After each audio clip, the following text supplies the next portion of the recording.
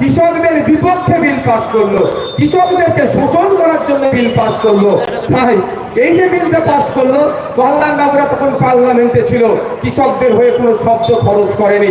আমি চ্যালেঞ্জ করে যাচ্ছি, কল্যাণবাবুর বিরুদ্ধে আমি বলছি না, আমি যদি মিথ্যাচার করি, কল্যাণবাবু তো আইনের লোক, তাই না?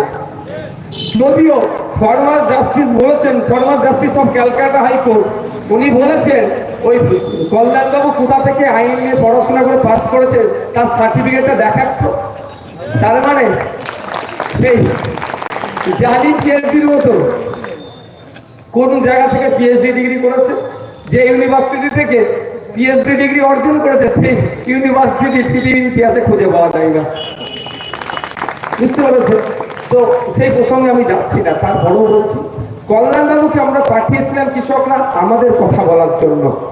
পার্লামেন্টে যখন আমি কৃষক আমার বিরুদ্ধে বিলটা পাস হলো, কল্যাণবাবুর কাজ ছিল উনি এমপি হিসাবে একাই ওখানে দাঁড়িয়ে পশ্চিমবাংলার কৃষক, ভারতবর্ষের কৃষক এবং শ্রীরামপুরের কৃষকদের কথা ভেবে আওয়াজ তুলে যখন বলা, স্পিকার সাহেবের মাধ্যমে শাসক দলকে বলা এই বিলকে প্রত্যাহার করতে হবে।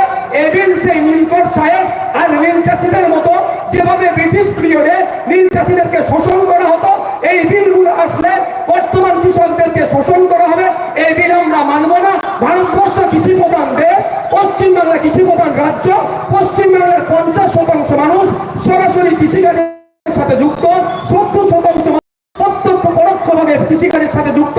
সুতরাং এই বিল কৃষকদের স্বার্থ হচ্ছে, এই বিল আমরা মানব না। এ কথাটা পার্লামেন্টে বলা দরকার ছিল, কিন্তু এ কথা বলেনি। অপদার্থ বলবো না তো কি বলবো ভাই, কি বলবো? রাখার কারণ আমার কিচ্ছু করার নেই। যে দায়িত্ব দিয়ে পার্লামেন্টে পাঠিয়েছিলাম আমরা, সে দায়িত্ব যখন পালন করতে পারেনি, তাকে অপদার্থ, ব্যর্থ আমরা 100 বার বলবো। উল্টে কি দেখেছি, কৃষকরা তাদের স্বার্থে যখন আঘাত লেগেছিল, বিজেপি সরকারের বিরুদ্ধে আন্দোলনে নেমেছিল। বিজেপি সরকার যাতে চাপে পড়ে এই বিলগুলোকে প্রত্যাহার করে লাগাতার আন্দোলন করে গিয়েছিল। পশ্চিমবাংলা আন্দোলন হচ্ছিল, আমরাও আন্দোলন করেছি কৃষক বন্ধুদেরকে সাথ দিয়ে। কিন্তু দুঃখের বিষয়, কৃষক বন্ধুরা যখন ভারত বন্ধের ডাক দিল, বিজেপি সরকারের বিরুদ্ধে ভারত বন্ধের ডাক দিল, বিজেপি শাসিত রাজ্যগুলোতেও সফলভাবে ভারত বন্ধ হয়েছিল। কিন্তু পশ্চিম বাংলাতে খোঁজ নিয়ে দেখুন, বা কৃষক বন্ধুদের বলবে একটু দেখুন, আপনারাও যখন রাস্তায় নেমেছিলেন ভারত বন্ধকে সফল করতে, বিজেপি সরকারের উপর চাপ তৈরি করে কৃষকদের বিরুদ্ধে যে বিল পাস হয়েছে সেইগুলোকে প্রত্যাহার করার জন্য আমরাও নেমেছিলাম। তখন তৃণমূলের কিছু দুষ্কৃতী আর প্রশাসনকে কাজে লাগিয়ে পশ্চিম বাংলায় কিন্তু ভোটকে সফল হতে দেয়নি। তাই সময় এসেছে কবির শঙ্কর বাবুদেরকেও বুঝিয়ে দিতে হবে, যে কবির শঙ্কর বাবুদেরকে বোঝাতে হবে কৃষকদের ভোট ছাড়া পার্লামেন্টে যাওয়া যায় না। তাই কবির শঙ্কর বাবুদেরকেও বিরুদ্ধেও কৃষকরা ভোট দেবে। আর কল্যাণ বাবুকেও বুঝিয়ে দিতে হবে যে আপনি 2019-এ, 2014-তে, 2009-এ যে পার্লামেন্টে গিয়েছিলেন, কৃষক বন্ধুদের ভোট নিয়ে গিয়েছিলেন, কৃষক বন্ধুদের কথা বলেননি। এই 2024-এ আপনাকে আর কৃষকরা ভোট দেবে না, আপনার বিপক্ষে ভোট দেবে, আপনাকেও হারাবে, কল্যাণবাবুকেও হারাবে। কৃষক বন্ধুদের জন্য তো আমরা আছি, যদি আপনারা আমাদের সুযোগ দেন। আমি রাজ্যের আইনসভার মধ্যে মাননীয় এগ্রিকালচার মিনিস্টারকে বারবার জিজ্ঞাসা করেছি যে পশ্চিমবাংলার কৃষকদের মাসিক গড় আয় কত, মাসের শেষে আমাদের পশ্চিমবাংলার কৃষকরা পরিবার পিছু কত টাকা ইনকাম করে। এগ্রিকালচার মিনিস্টার, কৃষিমন্ত্রী বারবার এড়িয়ে গেছেন। আয় 2 গুণ বেড়েছে, 3 গুণ বেড়েছে, এরকম বলে বলে এড়িয়ে যায়।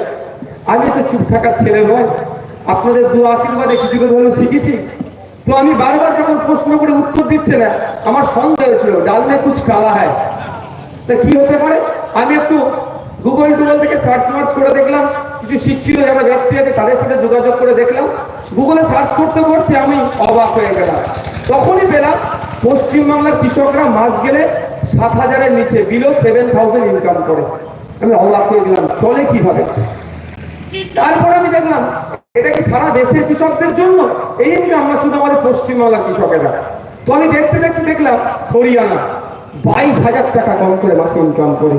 জম্মু কাশ্মীর, যেখানে সবসময় বঙ্গুলি আমরা শুনি, এই অনেক যেগুলো শুনি, কিন্তু ওখানকার কৃষকরা মাস গেলে প্রায় 18,000 টাকা ইনকাম করে।